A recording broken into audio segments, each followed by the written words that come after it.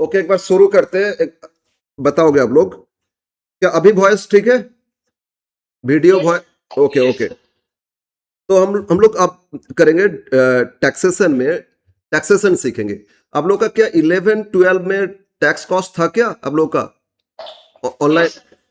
तो very good, आप लोगों का तो बहुत सारे आइडिया है।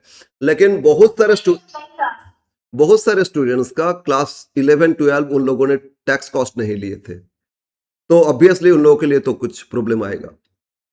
तो हम एकदम इनिशियल स्टेज से शुरू करेंगे, क्या होता है टैक्स, फिर क्यों टैक्सेशन टैक्स चार्ज करते हैं हम लोगों पे, ठीक है? वो सब डिटेल सीखेंगे एक एक करके, फिर सिलेबस में आएंगे। सिलेबस मतलब सिलेबस में जो भी चैप्टर है उस पर आएंगे। तो टैक्स होता है एक्चुअली हम लोग का तो बार्डन है, लेकिन गवर्नमेंट का सोर्स ऑफ इनकम, गवर्नमेंट का अर्निंग सोर्स, सबसे मेन इंपॉर्टेंट इनकम होता है टैक्स इनकम। तो सर गवर्नमेंट को टैक्स क्यों देते हैं? तो टैक्स गवर्नमेंट को इसीलिए देते हैं, गवर्नमेंट हम लोग को बहुत सारे फैसिलिटीज देता है। जैसे सबसे पहले अगर आ जाए, इंफ्रास्ट्रक्चर बाद में, सबसे पहले आ जाए तो हम लोग का जो बॉर्डर है उसको सिक्योर रखना, तो डिफेंस सेक्टर, डिफेंस तो बोलो हम लोग रात भर सो पाते आराम से, क्यों? डिफेंस में इतना रखा है। तो उन लोगों का जो हम लोग के लिए तो प्रोटेक्शन के लिए रखे ना, तो ऑब्वियसली हम लोगों से लेके ही तो देना पड़ेगा। तो ऐसे बोल के नहीं लेते अरे आज डिफेंस के लिए इतना रुपया दो, काल एजुकेशन के लिए इतना दो, ये नहीं, ओवरऑल वो टैक्स ले लेते और उससे उन लोगों ने डिफरेंट सेक्टर में इन्वेस्ट करते। तो ये सारा betterment of society, betterment of society, और इसी के लिए इन लोगों ने टैक्स लेते। ऑब्वियसली गवर्नमेंट बॉडी टैक्स लेगा, ऐसा तो नहीं है कि कोई आदमी को रख दिया इधर भाई तुम यहां से लेना और बिल्डिंग बनाना, रोड बनाना, ऐसा नहीं है। तो एक तो हो गया आपका बेटरमेंट ऑफ सोसाइटी, मतलब सोशल वर्क के लिए। एक तो हो गया डिफेंस को ठीक रखना। सेकंड, सिर्फ डिफेंस नहीं, हॉस्पिटल, ये सब होता ना, तो हेल्थ को ठीक रखना, हेल्थ को ठीक रखना। नेक्स्ट, एडुकेशन, इसको भी प्रोवाइड करना। और ये तो है ना हम लोग का राइट है, फंडामेंटल राइट है एडुकेशन, राइट टू एडुकेशन, है ना? तो एडुकेशन का राइट है। सब अगर प्राइवेट हो जाएगा सब कोई, तो प्रॉब्लम आएगा, क्राइसिस आएगा। इंडिया जैसा कंट्री में इतना ज्यादा, जहां मतलब बिलो पॉवर्टी, अभी तो बिलो पॉवर्टी से बहुत अच्छा सर्वाइव इंप्रूव किए, लेकिन फिर भी अभी भी बहुत सारे हैं। और विलेज एरिया तो मैक्सिमम है, तो विलेज एरिया में उन लोगों को स्टडी एडुकेशन देना है, तो ऑब्वियसली एडुकेशन सेक्टर इंप्रूव करना होगा, हेल्थ सेक्टर इंप्रूव करना होगा। हेल्थ एडुकेशन के साथ साथ लॉ एंड ऑर्डर्स, डिफेंस भी है, लॉ एंड ऑर्डर्स। प्रॉब्लम हुआ कोर्ट में जाते, ये जो कोर्ट है सब है ना, पुलिस, ये सब रखते, तो क्यों रखते बाबू? ये सब हम लोग के लिए रखते, तो ऑब्वियस बात है हम लोग का भी कुछ ड्यूटी है। हम लोग बार्डन बोलेंगे तो गलत बात है। अगर ये गवर्नमेंट ये सब कुछ हटा दे, तो बोला आप लोग जो भी आपका घर बनाओ, आपका सिक्योरिटी आप रखो, आपका सब कुछ आप करो, हमको कुछ देना नहीं है, तो फिर प्रॉब्लम क्या होगा? दूसरा वाला जो जो थोड़ा अमीर आदमी है ना, वो हमको तो कैप्चर कर लेगा। जैसे हम लोग का प्रोटेक्शन है इसीलिए दूसरा कंट्री हम लोग को नहीं कर पा रहे हैं। इस तरह अगर सिर्फ अपना सब कुछ हम लेते, तो प्रॉब्लम क्या होता ना, जो मेरे से थोड़ा ज्यादा स्ट्रांग है, ज्यादा पैसा वाला है, वो मेरे को कैप्चर कर लेता। तो धीरे धीरे सोसाइटी के अंदर कैओस, बहुत सारे प्रॉब्लम होता। अपना हेल्थ सेक्टर ही नहीं होता, तो सब प्राइवेट में जाते, तो कितना पैसा देना पड़ता, तो पॉसिबल नहीं है भाई। तो इसीलिए गवर्नमेंट क्या करते, सभी जो पब्लिक है इंडिया का, मतलब रेसिडेंट है बोलो, नॉन रेसिडेंट, क्या होता है रेसिडेंट नॉन रेसिडेंट, तो सब आदमी से, पर्सन से टैक्स लेता है, और टैक्स लेके एक एक सेक्टर में उसको इन्वेस्ट करते। इंफ्रास्ट्रक्चर डेवलप करना, पोर्ट, रोड है ना, ब्रिज, ये सब डेवलप करना। जब इंफ्रास्ट्रक्चर डेवलप नहीं होगा तो फिर कंट्री डेवलप नहीं करेगा। एडुकेशन नहीं होगा तो डेवलप कैसे करेगा? तो एडुकेशन, हेल्थ, इंफ्रा, फिर क्या है, law and orders and protection, मतलब डिफेंस। ये सब पर्पस के लिए गवर्नमेंट क्या होता है, हम लोगों से टैक्स लेता है। अब हम लोग इतना ईमानदार है, डायरेक्ट अगर टैक्स लेता है ना, हम लोग देंगे नहीं, छुपाएंगे। तो गवर्नमेंट इसीलिए दूसरा तरीका ढूंढ लिया, इनडायरेक्ट टैक्स। तो टैक्स लेने का दो तरीका है, एक हो गया डायरेक्ट हमसे ले रहे, दूसरा इनडायरेक्टली ले रहे। हमको नहीं लगेगा कि भाई टैक्स दे रहे, हमको लगेगा आप कुछ सामान खरीदे उसमें टैक्स ले लिया, ठीक है ना, तो इनडायरेक्टली हमसे ले रहे हैं। और डायरेक्ट टैक्स मतलब डायरेक्ट जो भी पर्सन उनसे चार्ज कर रहे हैं। क्लियर है? तो टैक्स टू टाइप्स होता है, एक हो गया डायरेक्ट टैक्स और एक होता है इनडायरेक्ट टैक्स। अगेन तो टैक्स हो, सबसे पहले तो टैक्स क्या होता है? टैक्स होता है रेवेन्यू ऑफ गवर्नमेंट, गवर्नमेंट का अर्निंग सोर्स, ठीक है ना? तो गवर्नमेंट तो बिजनेस नहीं करते। क्या गवर्नमेंट बिजनेस करते? हाँ सर, बिजनेस करते। गवर्नमेंट कंपनी है ना, कंपनी भी तो चलाते हैं। तो गवर्नमेंट बिजनेस भी करते, लेकिन गवर्नमेंट का बिजनेस प्रॉफिट अर्न करना नहीं है। गवर्नमेंट का बिजनेस सोसाइटी को डेवलप करना। गवर्नमेंट स्कूल भी तो रन करते, गवर्नमेंट कॉलेज भी रन करते। अभी आप लोग कॉलेज में जो एडमिशन लिए, अगर गवर्नमेंट कॉलेज में एडमिशन लिए, फीस कितना है? 100 रुपया मंथली। कितना है? कितना मंथली? Monthly yearly 800। हम तो मंथली 100 रुपया बोल रहे थे, तुम ना बोल रहे। तो ईयर मतलब मंथली 100 रुपया, 100 रुपया में स्टडी होता है। वही प्राइवेट में जाओ, मंथली कितना? 6,000 8,000 रुपया है मंथली। एडमिशन में इतना चार्जेस है, तो इतना खर्चा लगता है। अब बोलो आईआईटी ये सब में एक्चुअली खर्चे तो बहुत ज्यादा है। वही हम लोग का जो पैसा वाला है ना, इंडिया में नहीं पढ़ाते, वो पढ़ाते कहाँ? फॉरेन में, अमेरिका और दूसरे कंट्री में पढ़ाते, और करोड़ों रुपया खर्चा करते। वो यहाँ करता तो गवर्नमेंट को बेनिफिट मिलता नहीं। हम लोग यहाँ देने, अपना कंट्री को देने में हिचकिचाते, ठीक है ना? लेकिन किसी और को देने में, अरे हम अमेरिका में पढ़ने गए, इतना करोड़ रुपया दिए, पढ़ने में इतना करोड़ दिए, शर्म करो तो कम से कम। तो ये होता है। तो टैक्स देना बर्डन नहीं होता, ये रिस्पॉन्सिबिलिटी होता है। अगर टैक्स नहीं देते तो मेरा घर का सामने जो कचरा है वो कौन उठाएगा? खुद ही उठाना पड़ेगा, ठीक है ना? अपने जो वेस्ट होता है वो सबको कौन उठाएगा? ये अगर ये नहीं होगा तो आपका रोड जो कंस्ट्रक्शन है, रोड है, उसको कौन ठीक करेगा? अपना घर तक रोड हम बनाएंगे, अपना घर तक इलेक्ट्रिसिटी हम ही लेके आएंगे, अपना सिक्योरिटी हम ही रखेंगे, सब कोई कर पाता। तो गवर्नमेंट क्या होता है? गवर्नमेंट हम लोगों से पैसा लेता है, टैक्स बोल के लेता है, और ये टैक्स लेके क्या करते हैं? अपना सोसाइटी को प्रोटेक्ट रखना और डेवलप करना, इसी पर्पस में खर्चा करता है। और बोले क्या क्या पर्पस होता है? मेनली आपका इंफ्रा डेवलप करना, सेकंड मिनी एजुकेशन देना, और थर्ड क्या? हेल्थ ठीक रखना, और क्या? डिफेंस ठीक रखना, और क्या? लॉ एंड ऑर्डर ठीक रखना। लॉ एंड ऑर्डर के लिए कोर्ट है, पुलिस है ना, ये सब है। और डिफेंस इन कंट्री को प्रोटेक्ट रखने के लिए डिफेंस है। तो ये सारा पर्पस में बहुत सारा खर्चा होता है, और इस खर्चा को मेंटेन करने के लिए गवर्नमेंट कोई बिजनेस नहीं चलाता। बिजनेस चलाते वो भी आपके लिए चलाते, तो ऑब्वियस बात है। तो इतना सारा पैसा कहां से आएगा? तो वो आप क्या करते? आप लोगों से टैक्स बोल के लेता है। और फिर बोले हम लोग इतना ईमानदार है, अगर हम डायरेक्टली हमसे लेंगे तो हम बोलेगा डायरेक्ट, डायरेक्ट का पार्ट है इनकम टैक्स है। इनकम टैक्स ही डायरेक्ट टैक्स है। हम कमाएंगे, हम ना टैक्स पे करेंगे। आप लोग अभी पढ़ रहे हो, हाँ थोड़ा बहुत हो सकता है अपना हाथ खर्चा के लिए ट्यूशन पढ़ा देते हो, तो उससे कुछ कमाते हो, उसका खर्चा हो जाता है। वो आपका इनकम उस लेवल तक नहीं है कि आपको टैक्स देना होगा। लेकिन हम जो इनकम अर्न कर रहे हैं तो हमको टैक्स देना होगा। तो मेरा इनकम पे टैक्स कौन देंगे? हम ही देंगे ना।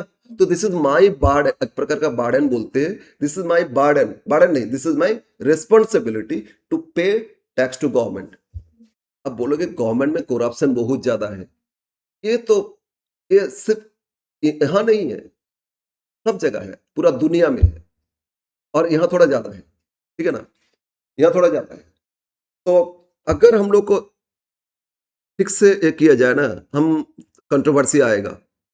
जैसे इजराइल है, प्लस बहुत सारे यूरोपियन कंट्री है, उन लोग को शुरू में ना डिफेंस का, सब लड़का को ना, लड़का लड़की डिफेंस का ये करना ही होगा, करना ही पड़ेगा उनको, तो कंपलसरी है। तब उनको समझ में आएगा नहीं कंट्री क्या होता है। हम लोग आजादी आजादी चिल्लाते, इतना कुछ बोलते हैं ना, अब बोल तो देते हैं, लेकिन अगर देखा जाए बोलना बहुत आसान होता है। अगर जाओ डिफेंस में 2-3 काम करके आओ, बहुत सारे डिफेंस का आदमी को गाली देता है, अरे एक दिन करके आ जाओ ना। तो थोड़ा सा रिस्पॉन्सिबिलिटी होना चाहिए। हम लोग टैक्स छुपाते हैं, डायरेक्ट टैक्स में इनकम टैक्स आता है और भी कुछ टैक्स आता है, लेकिन इनकम टैक्स तो पहले आता है। और एक टैक्स बता रहा हूँ, म्यूनिसिपैलिटी टैक्स। जैसे आपका प्रॉपर्टी है ना म्यूनिसिपैलिटी में, तो म्यूनिसिपैलिटी आपसे टैक्स लेता है, कुछ टैक्स लेता है ना। कहीं पे कुछ ड्यूटी बोल के लेता है, कहीं पे टैक्स बोल के लेता है। अरे नहीं, घर देते हो तो अलग बात है। तो अरे नहीं, हम अगर अगर यहाँ म्यूनिसिपैलिटी मेरा बिल्डिंग है ना, तो गवर्नमेंट हमसे कुछ टैक्स लेगा। मतलब म्यूनिसिपैलिटी हमसे कुछ टैक्स लेगा इस म्यूनिसिपैलिटी के अंडर में, तो क्यों टैक्स लेता है बाबू? अरे म्यूनिसिपैलिटी आपका घर का सामने कचरा सफाई करता है ना, आपका रोड, आपका घर तक जो रोड उसको ठीक करता है, तो ये सब करने के लिए आपसे कुछ लेना चाहिए। जिस लोकल एरिया उनको बोल दिया आप म्यूनिसिपैलिटी कलेक्ट करो, उनको दे दो, तो आपसे इस वजह से टैक्स ले ले। ये भी डायरेक्ट टैक्स है, आपका घर है तो आपको देना पड़ेगा, और घर नहीं है तो नहीं देना पड़ेगा ना। और क्या होता है? Income tax. आप इनकम अर्न करोगे तभी आप टैक्स पे करोगे, तो ये सारा टैक्स को क्या बोलते हैं हम लोग? Direct tax. समझ में आया ना? तो डायरेक्ट टैक्स में जो भी पर्सन उन पे चार्ज किया जाता है और उनको ही देना होता है, तो ये क्या हो गया आपका? Direct tax. लेकिन अगर हम कमाएंगे 50 लाख, बताएंगे 10 लाख, टैक्स देंगे 10 लाख के ऊपर, चोरी करेंगे, भाई बोला ना बार्डन तो कम करो, और इलीगल वैसे कम करते। तो गवर्नमेंट एक्चुअली एक फैक्ट है, इंडिया का जो रेवेन्यू आता है ना, मतलब गवर्नमेंट को जो रेवेन्यू टैक्स मिलता है डायरेक्ट टैक्स से बहुत कम मिलता है। ठीक है, मैक्सिमम जो टैक्स आता है इनडायरेक्ट टैक्स में। गवर्नमेंट देखा इन लोगों ने तो डायरेक्टली देता नहीं है, इनडायरेक्टली लो ना इनसे, इनको पता नहीं चलेगा। हाँ, आजकल सबको पता चल जाता है, थोड़ा बहुत तो पड़े है ना, जीएसटी ये सब देना पड़ता है, सामान खरीदो सब में सीजीएसटी एसजीएसटी बोल के कुछ ऐड करके ले लिए, तो हम लोग उतना नहीं सोचते जीएसटी पे कर रहे हैं, हम लोग बोले तो सामान खरीदे थे इसलिए दिए, ये बोल के देते। सैलून में गए, ठीक है, और शादी बाड़ी में जाना है इसलिए सैलून में गए, अच्छा सैलून में गए, एकदम फेशियल करके बहुत कुछ कर लिए, 10,000 रुपया बिल आया, उसके साथ जीएसटी भी दे दिए। उसमें जीएसटी दिए बोल के नहीं, अरे शादी में जाएंगे ना, फेशियल किए, इतना कुछ किए, इसके लिए पैसा पे किए, तो इनडायरेक्टली गवर्नमेंट आपसे ले रहे पैसा। और ये जो पैसा ले रहे हैं इनडायरेक्ट वैसे ले रहे। सर इनडायरेक्ट क्यों बोले? अच्छा, टैक्स कौन ले रहे हैं बोलो तो? गवर्नमेंट। किससे ले रहे हैं? हमसे। हम क्या गवर्नमेंट को दे रहे डायरेक्ट? नहीं। किसको दिए? जो जो हमको सर्विस दिए थे, जो सामान बेचे थे, उनको दिए। वो ऑन द बिहाफ ऑफ में किसको दे दिए? गवर्नमेंट को दे दिए। तो गवर्नमेंट किसी पे चार्ज करते हैं, और जो जिस पे चार्ज करते हैं उनका टैक्स लायबिलिटी नहीं, किसी और का टैक्स लायबिलिटी। क्या होता है ना, ये इनडायरेक्ट वैसे पेमेंट होता है। और इसमें ये बोलता है इनडायरेक्ट टैक्स होता है क्या? ये बार्डन, टैक्स बार्डन मैंने शिफ्ट कर देते किसी और पे। मतलब गवर्नमेंट जो बेचा उनको बोल दिया, आप बेचोगे तो टैक्स ले लोगे। किससे लोगे? कस्टमर से लोगे। तो मतलब जो सेल किए हमको, हमसे वो ले लिए। लेकिन मेरा एक रिटेल शॉप है, मैंने भी बेचेंगे, किसको बेचेंगे? तो एक तो मैंने जहां से खरीदे तो उनको दिए थे, फिर जिनको बेचे उनसे लिए, उनसे फिर लिए ना, और लेके भी दे देंगे। तो फिर देखो मेरा जो टैक्स बर्डन हम दिए थे तो बायर, उनको फिर सेल करके फिर रिकवर भी तो कर लेते। तो मतलब ये शिफ्ट हो गया, फिर किस पे शिफ्ट हो गया? नेक्स्ट कस्टमर के पास, है ना। तो टैक्स बर्डन इनडायरेक्ट टैक्स में शिफ्ट होता रहता है, मेरा बर्डन किसी और पे शिफ्ट कर देते, तो मैंने सेल करके शिफ्ट कर दिए। अब जिनको सेल किए वो फाइनल कंज्यूमर है, उसके बाद वो किसी को सेल नहीं करेंगे, वही यूज करेंगे। तो फाइनल टैक्स किसको देना होता है? Final consumer, and consumer.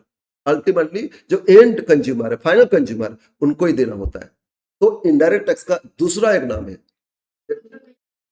हाँ उठाओ, इनडायरेक्ट टैक्स का दूसरा एक नाम है कंजम्पशन बेस्ड टैक्स। क्या नाम हो गया? Consumption based tax.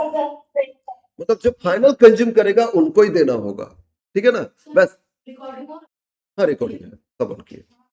तो जो इनडायरेक्ट टैक्स है वो किसको देना होगा? फाइनल कंज्यूमर को देना होगा।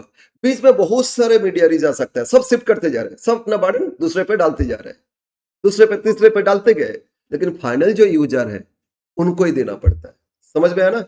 जैसे दूसरा एग्जांपल लेते हैं, एक मान लो आप मोबाइल फोन खरीदे, तो सबसे पहले मोबाइल फोन जो मैन्युफैक्चरर, मान लो सैमसंग है, सैमसंग का जो सैमसंग इंडिया में है ना, बेंगलोर में बहुत जगह है, तो उन लोगों ने बनाया, वहां से उन लोगों ने डीलर को बेचे, तो जब डीलर को बेचे तो डीलर से लिए, डीलर फिर होलसेलर को बेचे, होलसेलर से डीलर कलेक्ट कर लिए, शिफ्ट कर दिए ना, होलसेलर रिटेलर को बेचे, होलसेलर रिटेलर को शिफ्ट कर दिए, और रिटेलर हमको बेचे, हम अपना लड़का के लिए खरीदे, ठीक है ना। तो बोलो फाइनल कंज्यूमर कौन है? हम किसको बेच के तो रिकवरी नहीं कर सकते, तो फाइनल जो कंज्यूमर उनको ही देना होता है, वहां तक बर्डन शिफ्ट होता है, उसके बाद बर्डन कोई, क्योंकि आगे तो शिफ्ट ही नहीं हो रहा ना। तो इसको दूसरा नाम क्या बोले इनडायरेक्ट टैक्स का? कंजम्पशन बेस्ड टैक्स या destination based. Destination, final destination क्या? कंज्यूम होगा, तो इसका और एक नाम क्या हो गया, डेस्टिनेशन बेस्ड टैक्स। तो इनडायरेक्ट टैक्स हम सब लिख के देंगे, थोड़ा सा आइडिया दे रहे हैं। टैक्स क्यों लेता है गवर्नमेंट, ये बता, समझ में आ गया। एक डायरेक्ट वे से लेता है और एक इनडायरेक्ट वे से। गवर्नमेंट देखा डायरेक्ट वे ले तो इतना सब ईमानदार आदमी ये देता नहीं, तो इन लोगों से यही उपाय है, सीधा नहीं होता है तो टेढ़ा करो उंगली, बस टेढ़ा करके ले रहा है, और जो टेढ़ा करके ले रहा है उससे अच्छा आ रहा है, सीधा करके तो सब चले जाता, तो टेढ़ा करके देखा अच्छा ही टैक्स आ रहा है, तो चलो इसी को रखो। लेकिन प्रॉब्लम क्या होता है, एक्चुअली गवर्नमेंट यहाँ का जो टैक्स सिस्टम है ना, वो बहुत ज्यादा कॉम्प्लिकेटेड है। आप लोग को थोड़ा आज हिस्ट्री ये कर रहे हैं, आगे शुरू होगा तो अच्छे से समझ में आएगा। पहले टैक्स रेट बहुत ज्यादा होता था, बहुत ज्यादा होता था, मतलब 70%, 60% टैक्स। तो सोचो, हम मेहनत करके कमाएंगे, मतलब 2 लाख रुपया कमाए, उसमें अगर 60% गवर्नमेंट को दे दे, हम घर कैसे चलाएंगे? ये तो जबरदस्ती है बाबू, इसीलिए चोरी होता था। जैसे जैसे टैक्स को कम करते जा रहे हैं, ऐसे ऐसे टैक्स का बढ़ते जा रहे हैं। कम कर रहे हैं ना, रेट कम कर रहे हैं। देखा, अरे भाई अगर हम 5 लाख रुपया कमाए और सिर्फ 10% हमको देना पड़े, 50,000 दे के भाई शांति से सो जाओ, कोई टेंशन नहीं है। और पहले क्या करते थे, 10 लाख कमाते थे, दिखाते थे 5 लाख, उस पर 60-40 टैक्स देते थे, फिर भी तो कम, चोरी तो ज्यादा होता था ना। अब देखा, अगर कम टैक्स ले रहे हैं तो उससे अच्छा पूरा दिखा दो भाई, लीगल हो जाएगा, कुछ इलीगल नहीं, बाद में पकड़ेगा भी नहीं, आराम से हम लोग जी सकते। तो रेट जितना कम करेगा, वॉल्यूम ऑफ टैक्स बढ़ेगा, वॉल्यूम ऑफ टैक्स पेयर बढ़ेगा, तो ऑब्वियसली थोड़ा थोड़ा करके भी तो टैक्स ज्यादा हो जाएगा ना। तो गवर्नमेंट धीरे धीरे इसमें आया। पहले कंपनी में भी टैक्स बहुत ज्यादा लगता था, अब 15-25% कर दिए, कहीं पे 30% भी है, वॉल्यूम रेवेन्यू कितना, ठीक है, उसके हिसाब से। तो टैक्स रेट जैसे जैसे कम होते जाएगा ना, सबको ही बोलेगा गवर्नमेंट के लिए कुछ, हम लोग भी कुछ कंट्रीब्यूट करें, आराम से देंगे, और सबको ही देना चाहेगा तो क्या होगा, वॉल्यूम ऑफ टैक्स बढ़ जाएगा। जीएसटी में यही बेनिफिट आया। पहले ना बहुत सारे टैक्स था, बहुत सारे इनडायरेक्ट टैक्स था, सबको एक लेके आए, क्या किए, जीएसटी। इसीलिए ना हम लोग बोलते हैं जीएसटी में इतना टैक्स लेता नहीं। अगर ओल्ड सिस्टम अगर समझोगे ना, तो देखोगे कितना सारे टैक्स लगता था, तो टैक्स पे टैक्स लगता था, अब तो नहीं लगता है, सिंपल हो गया एकदम। हाँ, जीएसटी से दायरे से कुछ बाहर रखा है, उसमें ज्यादा टैक्स है, और उसमें इसीलिए डिफरेंट एरिया में डिफरेंट प्राइस है। जैसे पेट्रोल, डिफरेंट स्टेट में देखो डिफरेंट, वो जीएसटी से बाहर रखे। क्यों बाहर रखे ना, एक्चुअली स्टेट गवर्नमेंट देखा जब जीएसटी आया था, इस जीएसटी होगा तो वन नेशन वन टैक्स होगा, तो हम लोग का जो कमाई तो गया, स्टेट कैसे चलाएंगे हम, चल पे ना, मानबो ना मानছি ना, यही होने लगा। तो फिर मतलब बहुत स्टेट किए ना, अपोज किए, फिर सबको मनाया जाए, एक होने से ठीक रहेगा, सबको मनाया गया, रहे बाबू हम ले रहे हैं, मतलब ये नहीं कि मेरा टैक्स है, सेंट्रल गवर्नमेंट बनाया, इसमें से आधा आधा, मतलब आधा आप भी रखिएगा, आधा हम भी रखेंगे, क्योंकि आप भी स्टेट को डेवलप। इसीलिए जीएसटी में 2 पार्ट आ जाते हैं। हम लोग इनडायरेक्ट टैक्स जब सीखेंगे और डिटेल्स, अभी थोड़ा सा आइडिया दे रहे हैं। तो इसीलिए क्या किए, मतलब दोनों के बाद म्यूचुअल ये हो गया, आधा आधा हिस्सा कर लेंगे, आधा हम सेंट्रल लेंगे सीजीएसटी, आधा स्टेट लेंगे एसजीएसटी, इस तरह टैक्स ले रहे हैं। तो टोटल टैक्स हम लोग जो पे करते, आधा सेंट्रल लेते, आधा स्टेट। स्टेट को भी तो डेवलप करना है ना, सब कोई सेंट्रल कैसे देखेगा, पॉसिबल नहीं है। तो इस वजह से टैक्स लेता है इनडायरेक्ट टैक्स। क्लियर है? नाउ अब जीएसटी से पहले क्या था, नहीं था, ये सब नहीं। अब हम लिखना शुरू करते, ठीक है? तो लिखो, पहले टैक्स होता है 2 टाइप्स, आप लोग भी लिखना शुरू कर दो।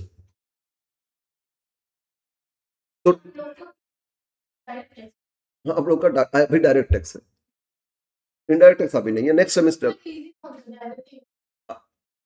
सभी इजी है, सभी इजी है, ठीक है ना, सब इजी है। ओके, एक्चुअली इनडायरेक्ट तो इजी लगता है, लेकिन बहुत कुछ सीखना भी पड़ेगा। इतना सारे टैक्स में मिक्स कर दिए ना, तो एक साथ आ गया जीएसटी में, प्लस कुछ अदर्स भी है। ओके, तो टैक्स होता है, टैक्स क्या होता है एक बार लिख लेते, रेवेन्यू ऑफ गवर्नमेंट, है ना। जस्ट एक सिंपल एक लाइन में टैक्स लिखो, this is the revenue of government, चाहे सेंट्रल गवर्नमेंट हो, चाहे स्टेट गवर्नमेंट हो, चाहे यूनियन टेरिटरी हो, तो गवर्नमेंट का रेवेन्यू, ठीक है ना। यस, और ये टैक्स जो गवर्नमेंट लेते हैं, गवर्नमेंट नहीं, गवर्नमेंट अथॉरिटी रखे, डायरेक्ट टैक्स तो उसके लिए इनकम टैक्स अथॉरिटी रख दी, जीएसटी उसके लिए अलग है ना, म्यूनिसिपैलिटी तो म्यूनिसिपैलिटी की, तो अलग अलग अथॉरिटी है, उनको अथॉरिटी दिया गया है गवर्नमेंट की तरफ से। तो एक होता है डायरेक्ट टैक्स और दूसरा क्या होता है,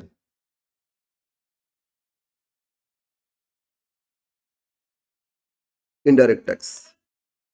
तो डायरेक्ट टैक्स का मतलब क्या हो रहा है, यहां थोड़ा बहुत लिख लेते हैं। डायरेक्ट टैक्स का मतलब हो रहा है tax payable bye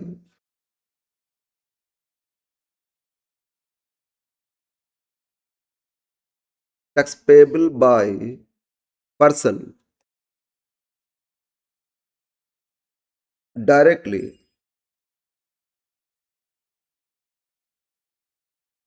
directly to tax authority.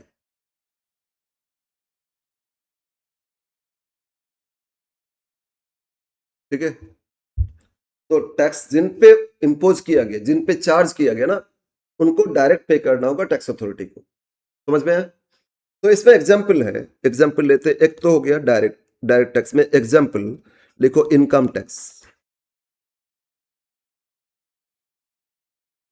Income tax. ठीक है, और जो इनकम टैक्स स्टेट गवर्नमेंट नहीं लेते, ये लेते सेंट्रल गवर्नमेंट। किसको मिलता है? सेंट्रल गवर्नमेंट, ब्रैकेट में लिख लो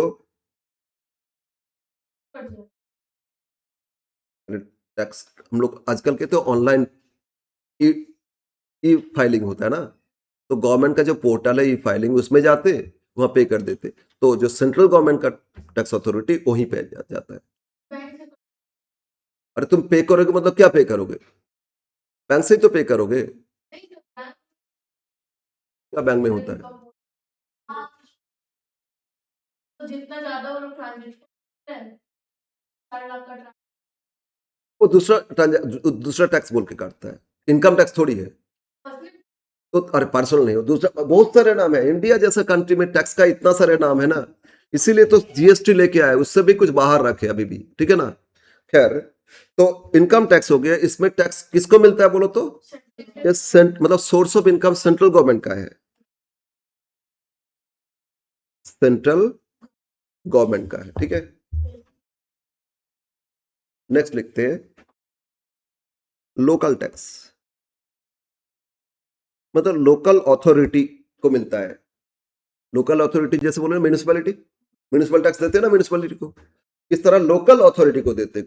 और सर ऑलवेज म्यूनिसिपैलिटी की विलेज है तो पंचायत होता है ना, तो पंचायत भी हर घर से थोड़ा थोड़ा करके टैक्स लेता है, वहां कम देना होता है लेकिन लेता है। तो क्या हो गया आपका ये लोकल टैक्स, और इसमें किसको मिलता है? Local authority. ये किसको मिलता है? Local authority.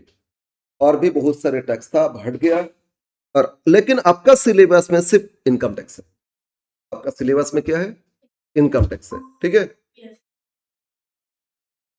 और इसमें बहुत कुछ सीखना होता है, इनकम टैक्स बहुत लेंदी है, बहुत लेंदी है, बहुत। हाँ, फाइलिंग तो आपका कॉलेज में सिखाएगा, वो जो 25 मार्क्स इंटरनल है ना, उसमें सिखाएगा। लेकिन कॉलेज में इतना अच्छा इंफ्रा है ना, लैब ही नहीं है बहुत जगह, वही बस वही है। कहीं पे लैब है लेकिन 2-3 लैपटॉप या कंप्यूटर है, स्टूडेंट्स 500 है और 10 कंप्यूटर है, तो 10 कंप्यूटर में 500 को कैसे कराएगा? वो इंफ्रा नहीं है। सिलेबस तो अच्छा किए, वो पूरा अभी जीएसटी, अभी डायरेक्ट टैक्स सीख लोगे, फिर बाद में जीएसटी जब करोगे, जीएसटी फाइलिंग भी सीख लोगे, अगर लैब में हो जाता है तो इससे तो प्रैक्टिकल नॉलेज हो जाएगा। इसके बाद उस फील्ड में अच्छा काम कर सकते हो, अपना अपना फाइलिंग कर सकते हो, प्लस किसी और का फाइलिंग करके इनकम भी कर सकते हो। तो अच्छा कमा सकते हो। ठीक है ना, लेकिन प्रॉब्लम क्या है, आपको तो सिलेबस में है लेकिन नहीं सिखाया जाएगा, इंफ्रा नहीं है, प्रॉब्लम यहीं पे है। खैर, तो इनकम टैक्स हो गया, डायरेक्ट टैक्स यही हम लोग को करना है। अब आ जाते हैं इनडायरेक्ट टैक्स। इनडायरेक्ट टैक्स मतलब क्या बोले थे? Tax of 1%, tax charge on 1% shifted to other person, shifted to other person, तो paid indirectly by, indirectly to government, है ना। Tax of 1% tax payable by one person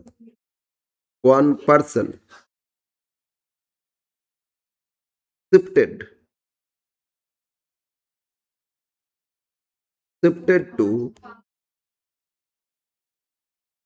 other person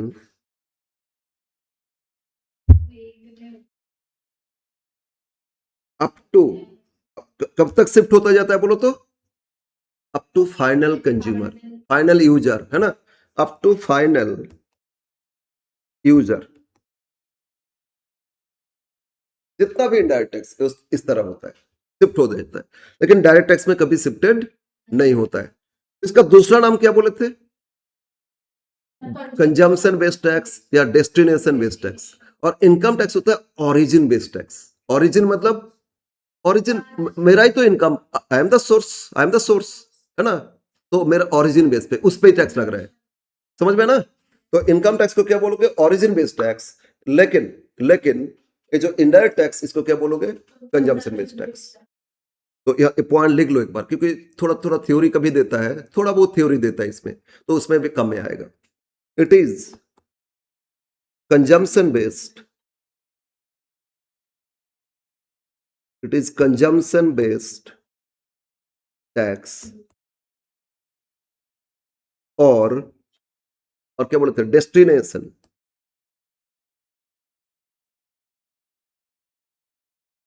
destination, DESTINATION, destination based tax. ये होता है consumption based tax या destination based tax. ठीक है, बोलो क्लियर है? अब एक बार देखते हैं इनडायरेक्ट टैक्स में कितना सारे टैक्स था। डेस्टिनेशन बेस्ड टैक्स, डेस्टिनेशन, पहले कंजम्पशन बेस्ड, फिर प्रॉब्लम हो रहा है, तो क्या करे बाबू? ये यहाँ इशू क्यों हो रहे? अरे ऑलरेडी थोड़ी पॉसिबल है।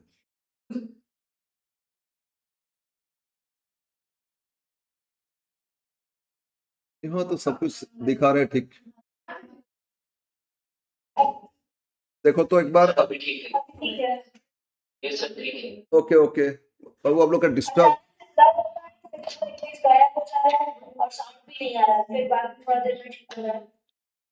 ओहो, ये डिस्टर्बेंस होने से तो प्रॉब्लम हो जाएगा आप लोग का। खैर देखते हैं।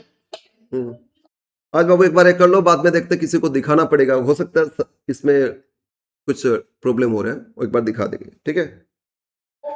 तो क्या बोले थे? इनडायरेक्ट टैक्स होता है कंजम्पशन बेस्ड या डेस्टिनेशन बेस्ड टैक्स, ठीक है? Hello, okay okay. अब हम कुछ एग्जांपल लेंगे इनडायरेक्ट टैक्स का। ओहो,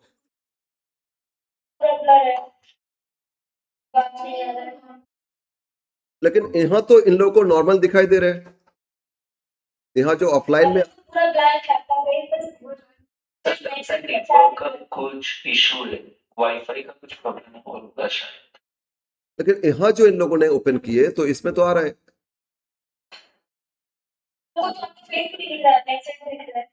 यस दिख रहा है। फिर हो रहा है ना प्रॉब्लम? ओहो, ओके, थोड़ा लिख लेते हैं बाबू एक बार। अब अच्छा, आप लोग ना म्यूट कर दो एक बार, म्यूट करने से हो सके तो। नेटवर्क इशू हो रहा है। हाँ हाँ ठीक है। अच्छा ठीक है, हम लिख रहे हैं, हम एक बार लिख रहे हैं, इनडायरेक्ट टैक्स में कुछ लिख रहे हैं, ठीक है? डिफरेंट लिखो, टाइप्स ऑफ इनडायरेक्ट टैक्स, एक पॉइंट लिखो, टाइप्स ऑफ इनडायरेक्ट टैक्स। अभी तो इनडायरेक्ट टैक्स नहीं सीख रहे, सिलेबस में नहीं है, लेकिन पहले टैक्स तो कितना टाइप वो सीख ले, है ना? तो थोड़ा बेनिफिट देगा आगे। तो इनडायरेक्ट टैक्स, तो इसमें एक चीज और सीखेंगे, जीएसटी जब नहीं था उस टाइम क्या क्या टैक्स था? अब बता रहा हूं, उस टाइम क्या क्या टैक्स था और जीएसटी आने के बाद क्या टैक्स रहा, ठीक है ना? तो बेटर रहेगा। तो लिखो pre GST types of indirect tax में, एक तो प्री प्री जीएसटी एरा और इधर लिखो पोस्ट जीएसटी एरा।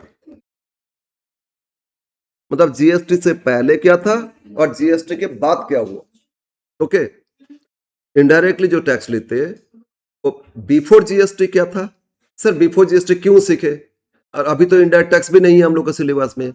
अरे थोड़ा सा नॉलेज भी हो जाएगा ना, जीएसटी से पहले क्यों जीएसटी लेके आए। बोलो ना दो तीन छोड़ के, जैसे पेट्रोल प्रोडक्शन है, फिर आपका लिकर फॉर ह्यूमन कंजम्पशन, मतलब जिसको बोलते दारू, है ना। तो और क्या है, ये जो टोबैकोज रिलेटेड प्रोडक्ट है ना, तो इसको कुछ छूट दिए, इसको छूट दिए, जीएसटी से बाहर रखे। एक्चुअली स्टेट गवर्नमेंट देखा यही तो मेन इनकम है, इसीलिए स्टेट गवर्नमेंट इसको अलग रखने के लिए बोला, तो सेंट्रल गवर्नमेंट भी बोला ठीक है, बाकी सब में तो कर लेते। एक्चुअली सबको एक साथ करना था, लेकिन स्टेट का रिक्वेस्ट से सबको स्टेट मान लिए, ये दो कुछ प्रोडक्ट को अलग रखे, इसीलिए तो स्टेट अलग रखे इसको, ठीक है। मतलब जीएसटी लेने से तो कम हो जाता दाम, इस पे तो टैक्स पे टैक्स बहुत सारे लगता है। अब पता करो, पता करते हैं, अब इसीलिए लिख रहे हैं, तुम लोग को आइडिया हो जाएगा। तो प्री जीएसटी में क्या टैक्स था। वन, प्री जीएसटी में कितना टाइप का टैक्स था। एक तो लिखो central sale tax, central sales tax, ठीक है। दूसरा लिखो state VAT, value added tax था, वही सेल टैक्स ही है, लेकिन स्टेट के अंदर होता है तो वैट उसको बोलते थे।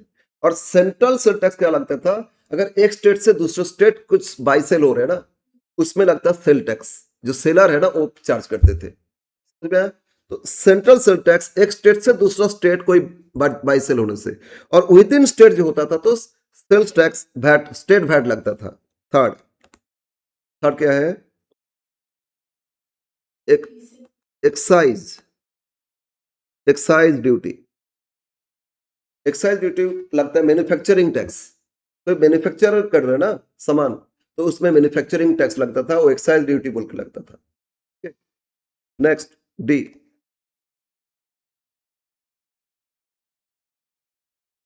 डी लिखो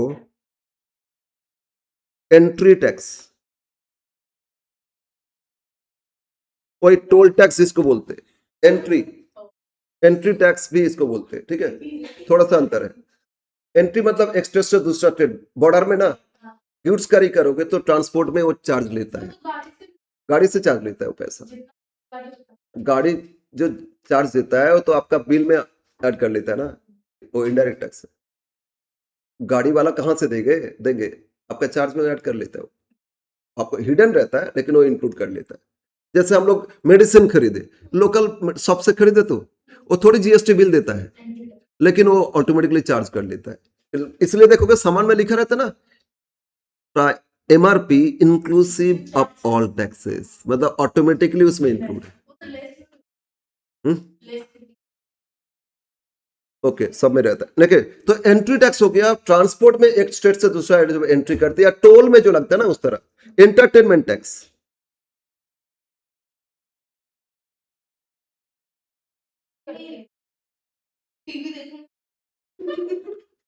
टीवी देखने का नहीं, एंटरटेनमेंट टैक्स, ठीक है।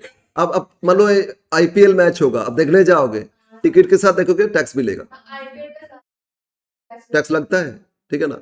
एंटरटेनमेंट टैक्स बोल के मूवी देखने जाओगे, मूवी देखने जाओगे उसमें भी टैक्स लेगा ना, वो ये सब टैक्स है, ठीक है। एंड सो ऑन, हजारों टैक्स था, हम नाम ज्यादा नहीं लिख रहे।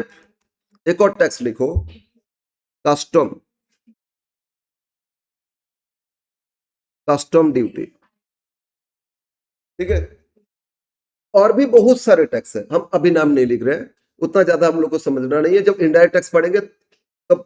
तो यहां आ जाते सेंट्रल सेल टैक्स, ये सेंट्रल नहीं लेता था, ये स्टेट को ही मिलता था। हाँ ना, नहीं सारा स्टेट को नहीं, कुछ सेंट्रल को मिलेगा, स्टेट को हम बताएंगे। सेंट्रल सेल टैक्स है तो सेंट्रल चार्ज कर रहे हैं, लेकिन मिलता था स्टेट को। किसको मिलता था, स्टेट गवर्नमेंट को मिलता था। स्टेट वैट ऑब्वियसली स्टेट को मिलेगा, हर स्टेट अलग अलग सेल टैक्स लगाते थे अपना कंट्री अपना स्टेट में, वो स्टेट वैट बोल के लगाते थे। एक्साइज ड्यूटी ये लगेगा, ये मिलता था सेंट्रल को, ठीक है। एंट्री टैक्स ये भी मिलता है स्टेट को। एंटरटेनमेंट टैक्स ये भी स्टेट को मिलता है। कस्टम ड्यूटी ये सेंट्रल को मिलता था। कस्टम ड्यूटी क्या होता है? अच्छा, एक्साइज ड्यूटी क्या बोले थे? Manufacturing tax. अब प्रोडक्शन करोगे तो इसमें कुछ टैक्स देना होगा। प्रोडक्शन कॉस्ट में आप ऐड कर लोगे, बाद में प्रॉफिट ऐड करके बेचोगे तो रिकवर हो जाएगा। फाइनली जो कंज्यूमर वही तो देगा ना, इसीलिए सब क्या बोले थे, destination based tax. Next, custom duty क्या होता है? कस्टम ड्यूटी होता है इंपोर्ट एक्सपोर्ट पे टैक्स। अगर बाहर से इंपोर्ट करोगे ना तो कस्टम ड्यूटी देना पड़ेगा। कस्टम ड्यूटी के अंदर बहुत सारे ड्यूटीज है, लेकिन वो हम लोग इनडायरेक्ट टैक्स में सीखेंगे, अभी फिलहाल नहीं। अभी सिर्फ आइडिया लो। तो बोलो, प्री जीएसटी में इनडायरेक्ट टैक्स में बहुत सारे स्टेट को भी मिलता था और बहुत सारे सेंट्रल, दोनों में मिल जाता था। अब जब इन सबको बोले नहीं, वन नेशन वन टैक्स, अरे सब स्टेट अलग अलग सेल टैक्स रेट लगाते थे, इसलिए सब स्टेट में ना एक ही प्रोडक्ट का अलग अलग दाम था इसीलिए। तो अब क्या होता था ना, मतलब कस्टम बाहर से इंपोर्ट किए तो सेंट्रल तो कस्टम ले लिए, वो ऐड करके जो प्राइस आया उस पर फिर सेल करेंगे तो सेल टैक्स भी ऐड होगा, तो टैक्स पे भी टैक्स ऐड होता था, कॉस्ट बढ़ जाता था। अब सेंट्रल ए पॉलिसी लेके आए, इतना सारे टैक्स है, इतना कॉम्प्लिकेटेड है, इस अथॉरिटी के पास जाओ ये टैक्स पे करो, उसके पास जाओ वो टैक्स पे करो, इसके लिए रूल अलग है, उसके लिए रूल अलग है, इतना कुछ था, इतना बर्डन, इतना कुछ कॉम्प्लिकेशन था ना। तो सेंट्रल बोले बाबू एक काम करते, हम लोग सबको एक साथ लेके आ जाते और एक वन नेशन वन टैक्स नाम दे देंगे जीएसटी, ठीक है ना। तो एक्चुअली यहां देखो, यहां पॉलिटिक्स क्या चलता है। ये पॉलिसी पहले लेके आए थे मनमोहन सिंह, ठीक है, मतलब जब कांग्रेस गवर्नमेंट था, मनमोहन सिंह लेके आए थे। उस टाइम बीजेपी अपोजिशन में थे। हम पॉलिटिकल कुछ नहीं कर रहे, बता रहा हूं, हिस्ट्री बता रहा हूं। तो क्या था ना, बीजेपी इसमें अपोज कर रहा था, चल बेना, तो फिर उसमें हुआ भी नहीं। अब फिर बीजेपी आए तो उसी को लेके आए, तो उस टाइम ये लोग भी बोला चल बेना। अब कांग्रेस बोल दिया चल बेना।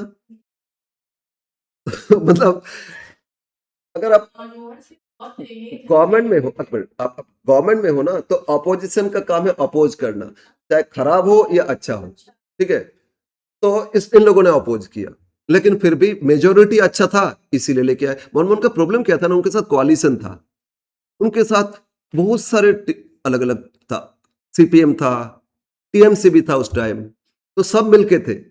ये बोला वो करोगे तो हम विद्रो कर लेंगे, गिर जाएगा, ये करोगे तो, ये प्रॉब्लम था उनका। मनमोहन सिंह बहुत अच्छा ये थे, लेकिन प्रॉब्लम था उनके साथ इतना कोalition था, मेजोरिटी नहीं था, किसका सुने किसका ये करे, इसीलिए पास नहीं हो पाता था। और स्ट्रांग जब तक गवर्नमेंट नहीं होता ना, डेवलप नहीं होता, यही प्रॉब्लम होता था। और अब फिर बीजेपी आ गया, बीजेपी इसी को पास करा दिया 2017 में, क्योंकि स्ट्रांग मेजोरिटी लेके आए थे, पास करा दिए, और पास करा दिए तो फिर आ गया। बेनिफिट है इतना सर इसमें से। अब आ जाते पोस्ट जीएसटी में क्या हो गया, पोस्ट जीएसटी में क्या हो गया, इसमें से ये जो सारा है ये सब आ गया जीएसटी में, ये सब आ गया कहां, जीएसटी में आ गया, और अलग से रखा गया कस्टम, कस्टम अलग से रखा गया, ठीक है। बाकी सब टैक्स को एक साथ मिला के एक ही टैक्स कर लिए, क्या कर लिए, जीएसटी कर लिए, लेकिन कस्टम अलग से रखे। बाहर से इंपोर्ट एक्सपोर्ट हो रहे हैं तो आपका कस्टम अलग से मेंटेन होगा, ठीक है ना। तो इसमें बेनिफिट हो गया, इतना सारे टैक्स अलग अलग कैलकुलेशन नहीं करना है, और टैक्स पे भी टैक्स नहीं लगेगा, ये बेनिफिट आया। वैल्यू एडेड में नहीं लगता है, अदरवाइज लगता था, बाकी सब में टैक्स पे टैक्स लगता है। समझेंगे आप इंडायरेक्ट टैक्स जब करेंगे, फिलहाल ये आइडिया ले लो, ठीक है। तो ये सारा टैक्स एक साथ हो गया।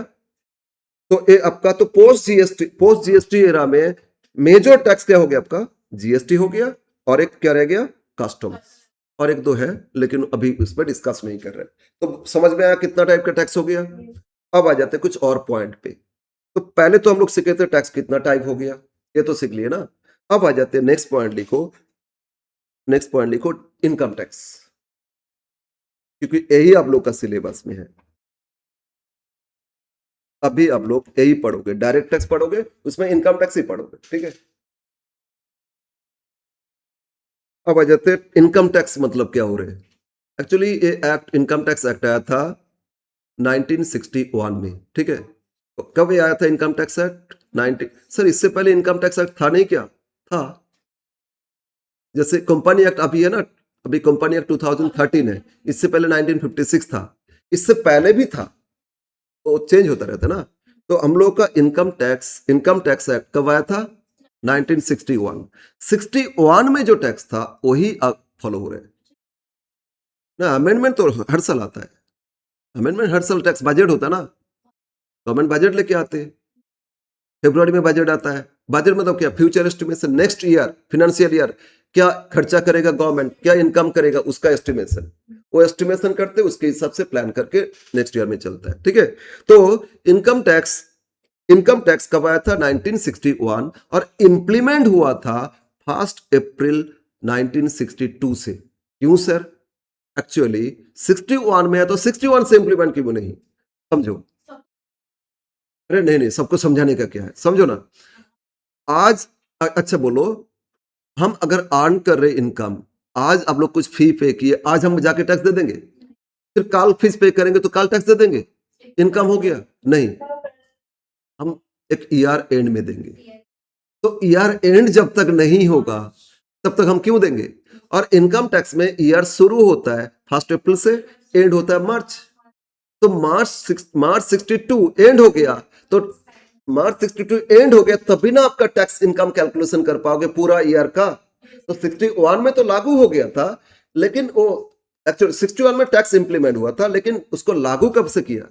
नेक्स्ट 1 अप्रैल 62 से लागू हुआ, समझ में आया ना। उसके बाद ही आप टैक्स पे करोगे। तो अब पॉइंट लिखते हैं, इनकम टैक्स का मतलब क्या है? The tax payable by person, कौन पे करेगा? Person on his taxable income. किस पे करेगा? टैक्सेबल इनकम पे। लिखो the tax payable by person on taxable income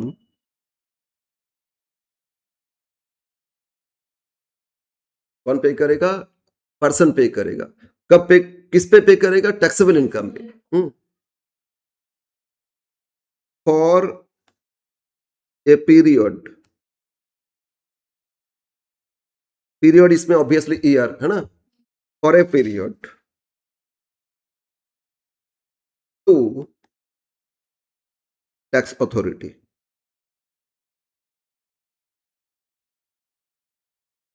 okay, तो क्या हो रहा है इसमें? टैक्स पे, ये अपना डेफिनेशन है, बुक में आप लोग देखोगे सेक्शन के हिसाब से सारा देता है। टैक्स लॉ है तो सेक्शन के हिसाब से सब मिलेगा।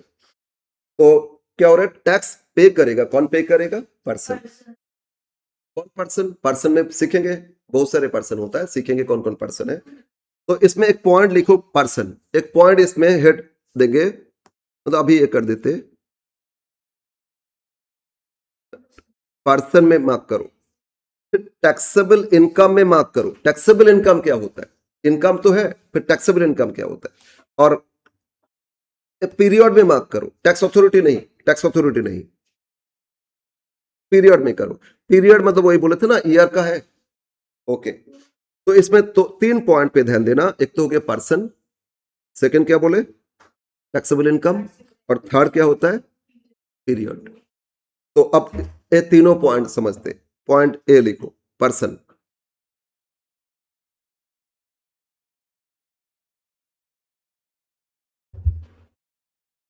As per income tax act person में बहुत सारे होता है पर्सन। देखो the following are the persons as per income tax act. The following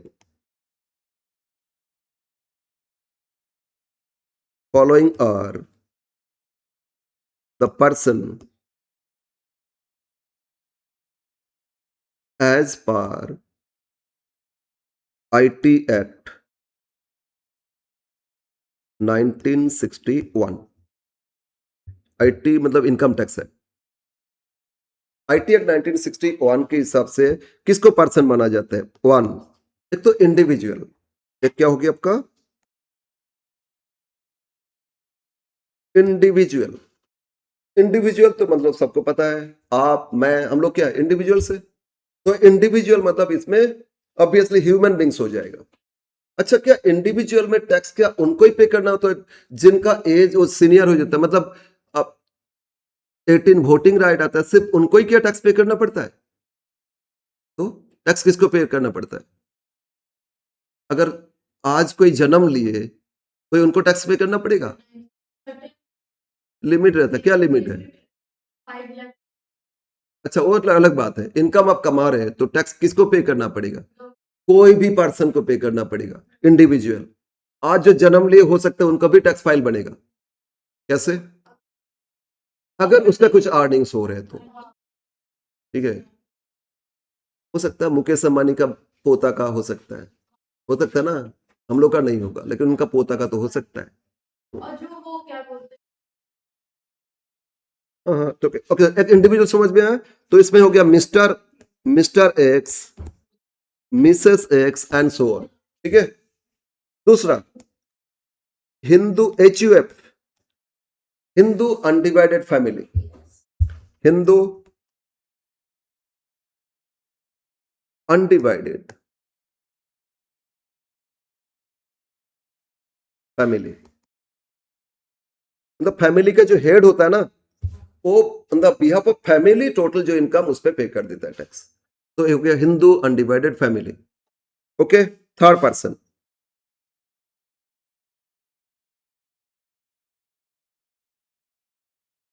लिखो HUF के लिए बात।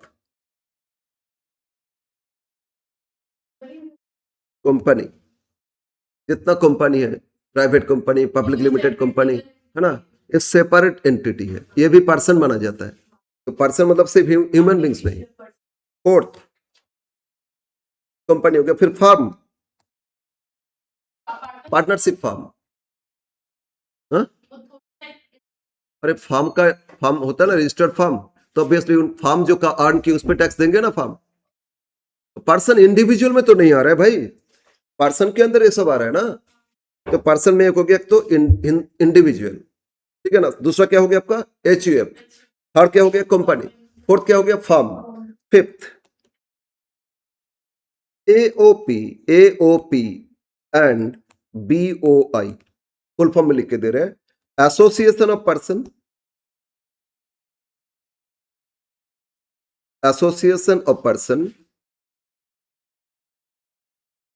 And body of individual, body of individual.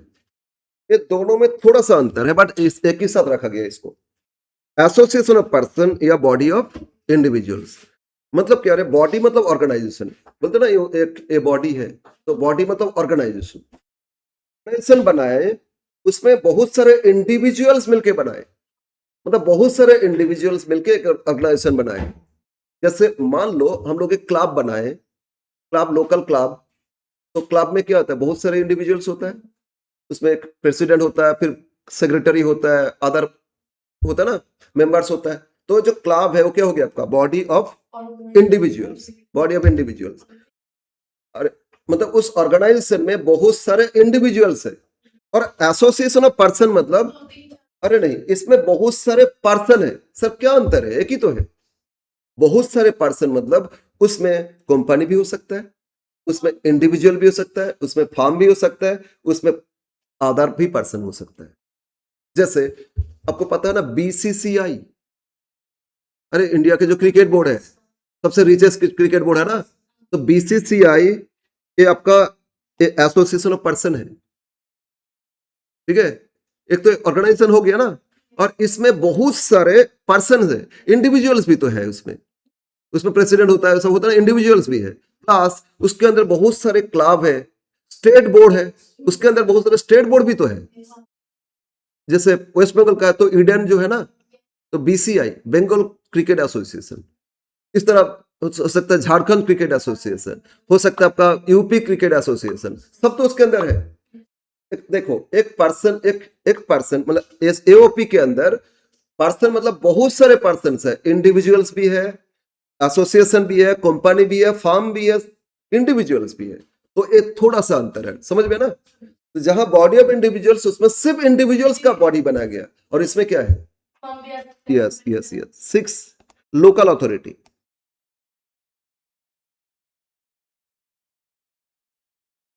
Local authority जैसे म्यूनिसिपैलिटी है, कलकत्ता म्यूनिसिपैलिटी, अरे वो टैक्स देगा या नहीं देगा, लेकिन पर्सन तो है ना, पर्सन है। अब टैक्स के कंडीशन दायरे में आएगा तो देना पड़ेगा, नहीं आया तो नहीं देना पड़ेगा, समझ में ना। अरे इंडिविजुअल में सबको थोड़ी टैक्स देना पड़ेगा, तो लेकिन पर्सन्स का कैटेगरी कर दे तो इस कैटेगरी में आ जाएगा। तो बोलो लोकल अथॉरिटी समझ में आया, सॉरी लोकल अथॉरिटी में क्या आएगा आपका, पंचायत, म्यूनिसिपैलिटी, ये सब आ जाएगा। ओके, और 7 में आ रहा है अदर आर्टिफिशियल पर्सन, अदर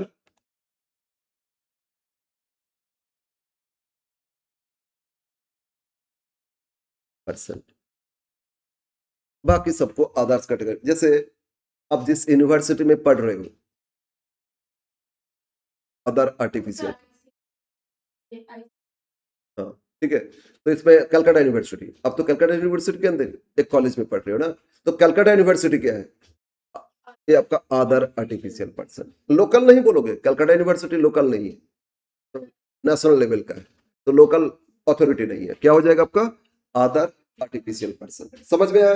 तो इतना सारे पर्सन होता है, और ये सब पर्सन अगर कुछ अर्न किए तो उनको टैक्स देना होगा। अब टैक्स कब देंगे, तो पीरियड में आ जाते, और इसके बाद टैक्सेबल इनकम है। नेक्स्ट पॉइंट लिखो, पॉइंट बी लिखो आप, पॉइंट बी लिखो। तो टैक्स कब दिया जाता है बोलो, ईयर वाइज दिया जाता है ना। तो इसमें 2 ईयर समझेंगे, एक असेसमेंट ईयर और एक प्रीवियस ईयर। एक होता है असेसमेंट ईयर और क्या है, तो लिखो इसमें assessment, assessment year and previous year. Second point हो रहा है assessment year and previous year.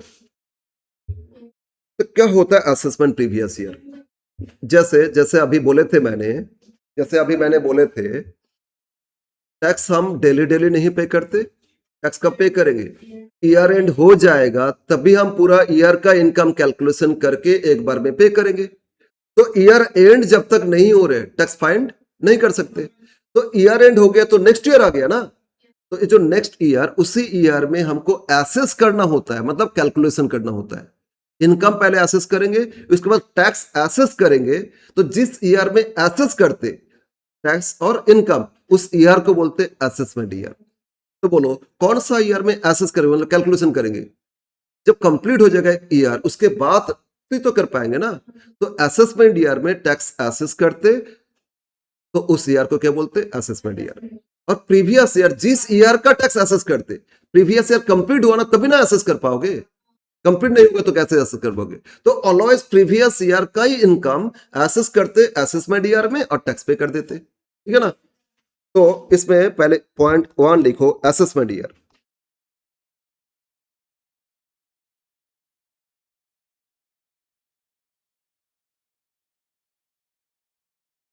नहीं अभी नहीं है, बैठो ना आराम से, बाद में लिख लेना। द ईयर, हम लोग का इंडिया में ईयर शुरू कब से होता है, 1 अप्रैल। यहाँ होगा 1 अप्रैल। जैसे बहुत सारे कंट्री में फर्स्ट फर्स्ट जनवरी से होता है, बहुत सारे कंट्री में 1 जनवरी से होता है, फिर डिफरेंट डिफरेंट कंट्री में डिफरेंट डेट से होता है। तो the year starting from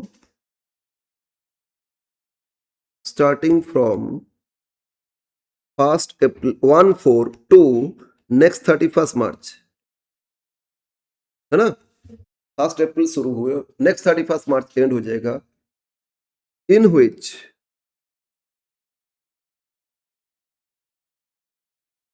the in which the income and tax liability of person is assessed. The income and tax liability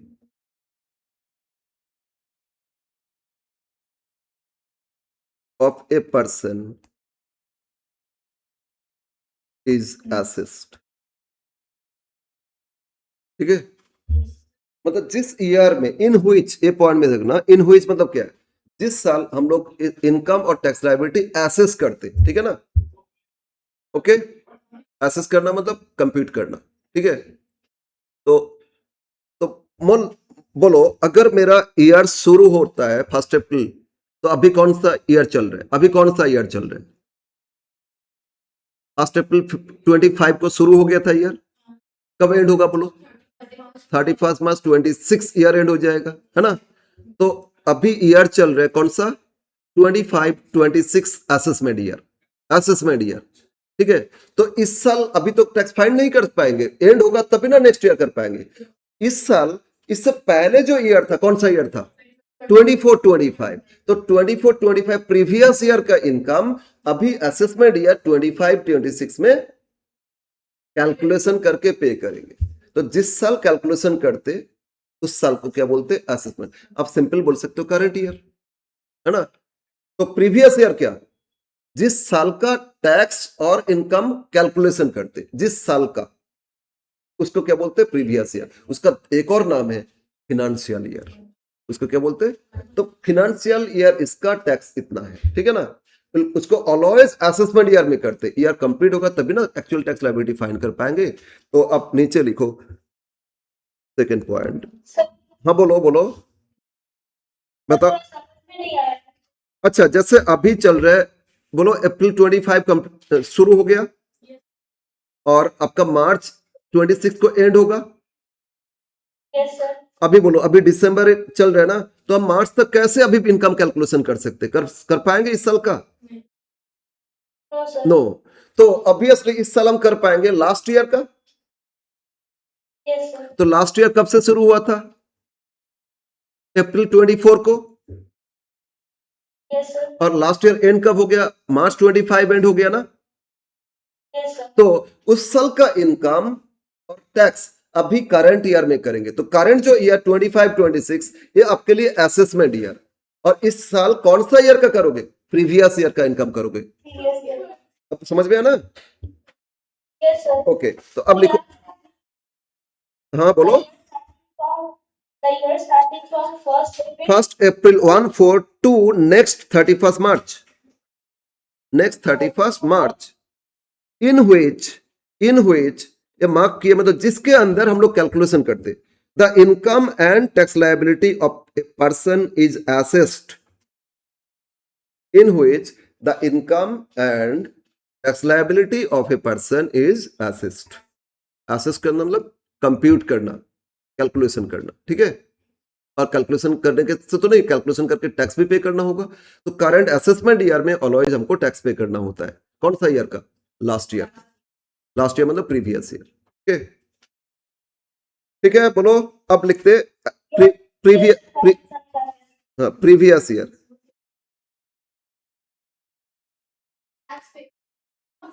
previous year का इनकम और टैक्स कैलकुलेशन करके पे करते असेसमेंट ईयर में। दोनों चीज तो असेसमेंट ईयर में करेंगे, लेकिन करेंगे प्रीवियस ईयर का, है ना। यस। तो प्रीवियस ईयर इनकम में लिखो the year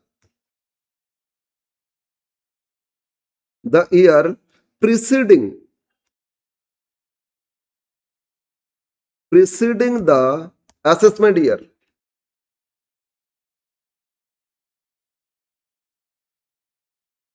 the year preceding the assessment year। preceding मतलब पहले।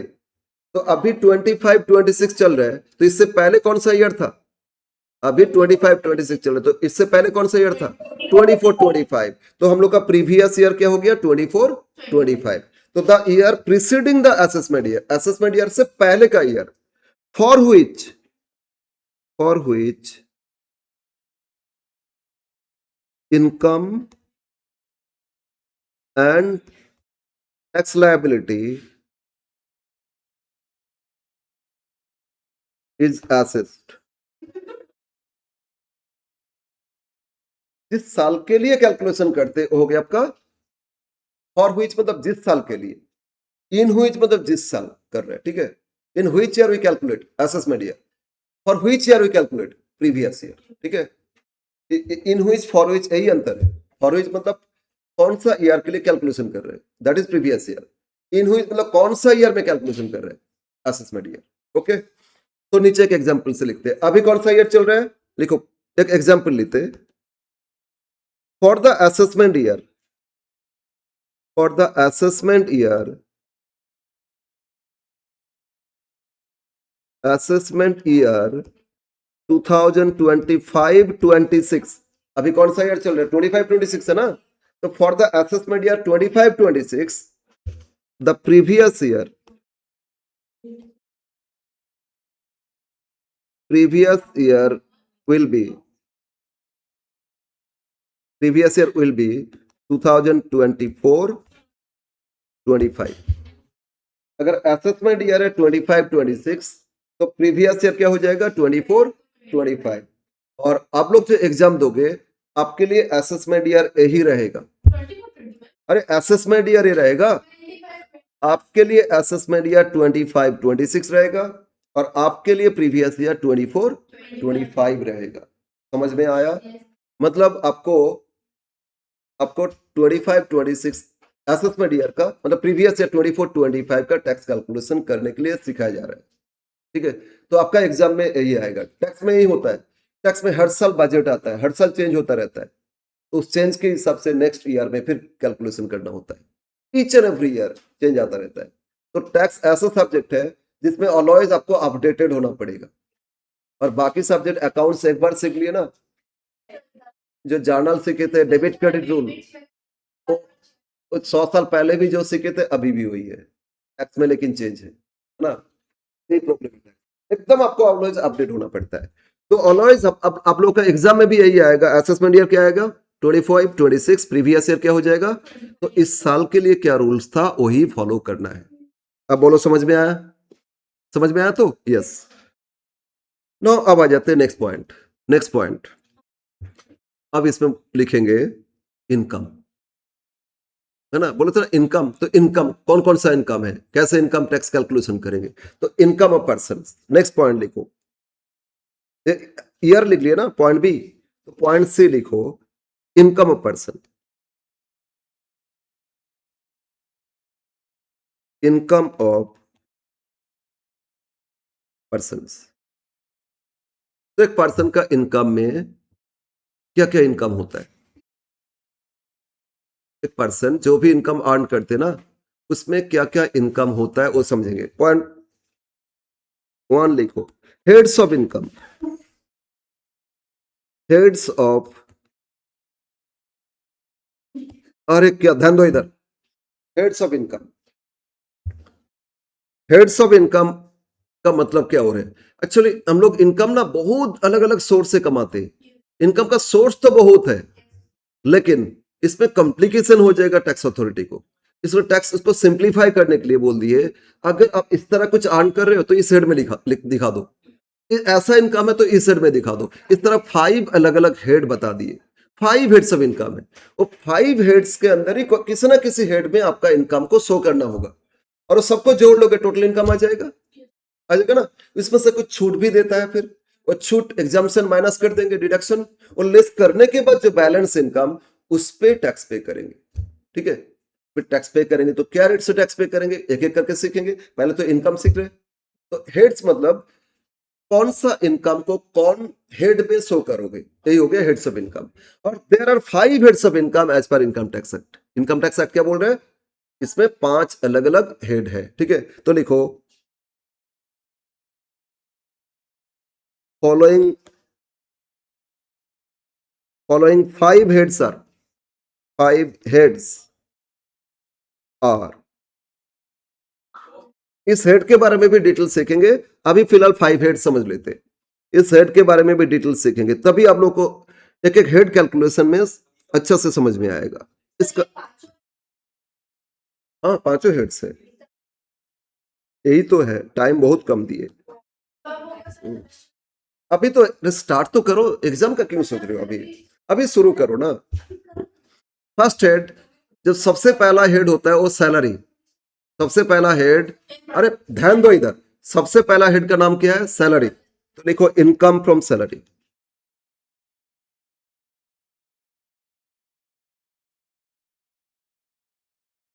तो सैलरी किसको मिलता है? एम्प्लॉय को मिलता है। तो एम्प्लॉय जितना पैसा कमाते, जितना अर्न करते, उस पे जब टैक्स कैलकुलेशन करेंगे, इस हेड में कैलकुलेशन करेंगे income from salary.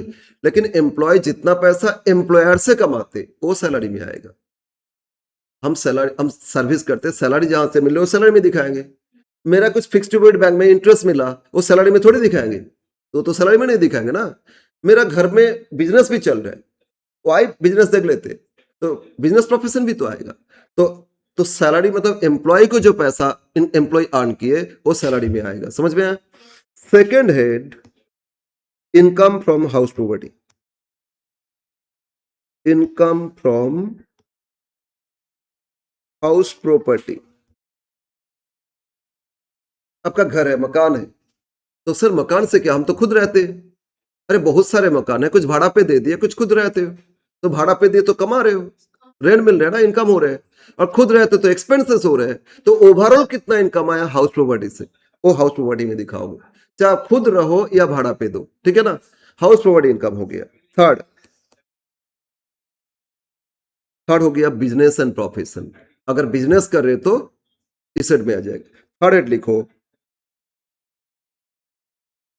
Income from business and profession. ठीक है? इनकम फ्रॉम बिजनेस एंड, इसको बोलते हैं profits and gains of business profession. एक ही बात है, हम लोग हेड लिख रहे तो बिजनेस एंड प्रोफेशन। बिजनेस तो पता है ना, बोलो बिजनेस क्या है?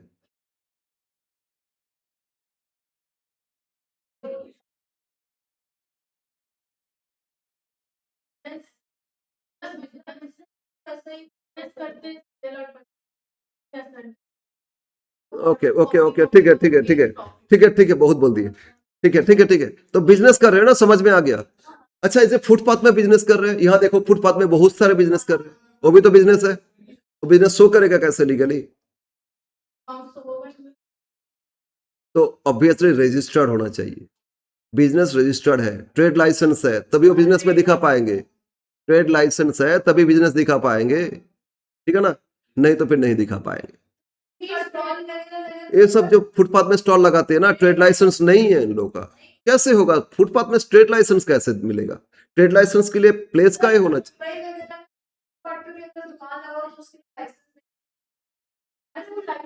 लाइसेंस वो अलग है, म्यूनिसिपैलिटी परमिशन देता है, अलग बात है। ट्रेड लाइसेंस अगर है फुटपाथ में भी है मान लेते, तो फिर वो बिजनेस में आ जाएगा। लेकिन नहीं है तो नहीं आएगा।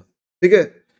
प्रोफेशन मतलब पता है, नेक्स्ट क्लास में डिटेल्स करेंगे, ये सब हेड का डिटेल्स समझेंगे नेक्स्ट क्लास में। ठीक है? अभी हेड लिख लो। Fourth,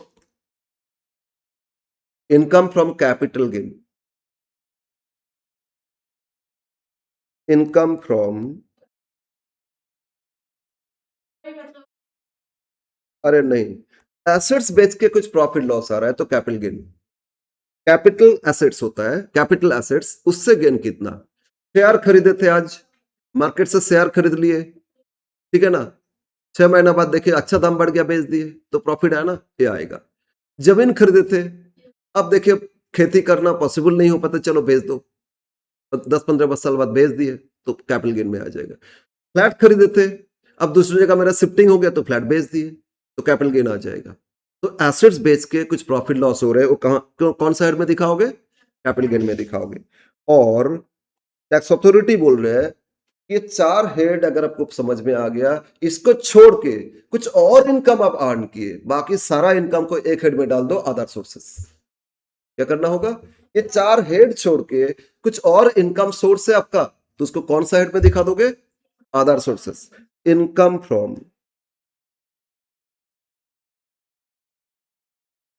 other sources. Next head क्या हो जाएगा आपका? Income from other sources. तो 5 हेड्स ऑफ इनकम है। ठीक है ना? तो सैलरी इनकम कौन दिखाएगा बोलो तो? एम्प्लॉय लोग। एम्प्लॉयर से क्या कमाए वो इसमें दिखा देंगे।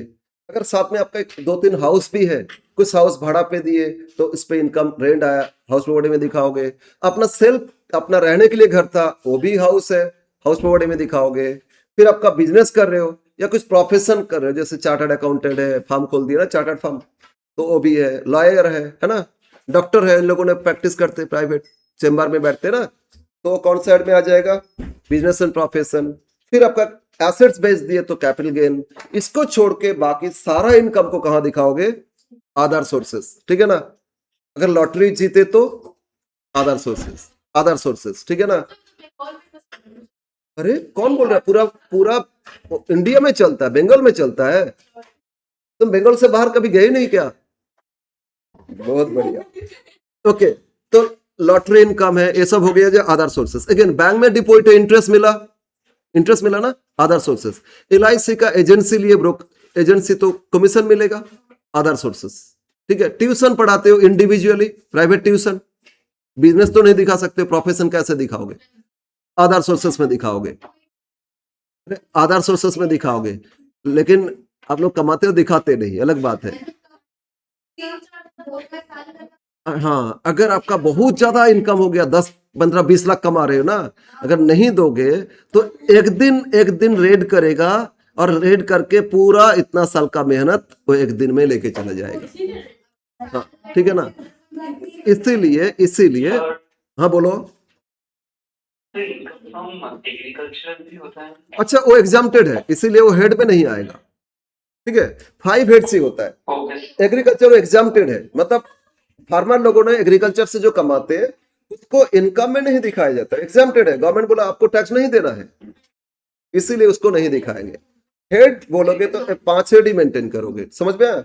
आगे एक चैप्टर है एग्जाम्प्टेड इनकम बोल के, उसमें हम लोग सीखेंगे एग्रीकल्चर इनकम।